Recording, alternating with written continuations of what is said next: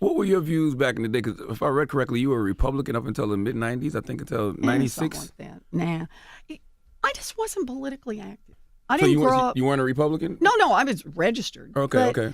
But I wasn't politically active. I've always been in the policy end of it, what we need to be doing. I got into the policy end of it in the fight around families who go broke and how to protect those families and what ultimately turned into what I think of as the bankruptcy wars, where credit card companies tried to make it a lot harder for families who had serious medical problems or who had gotten cheated by mortgage companies get a chance to put themselves right.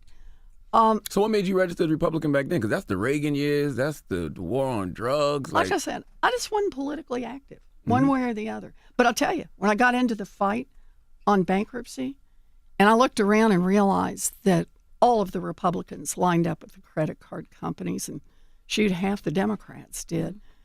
But the only folks who were willing to stand and fight were folks like Paul Wellstone and Ted Kennedy.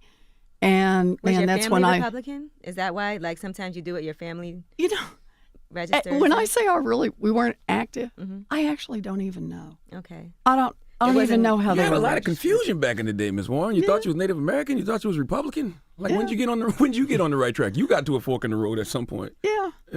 A big part of it was when I got into the fights over, you got to make the law reflect our values. You got to have a law that doesn't just work for those at the top, but that works for everyone else.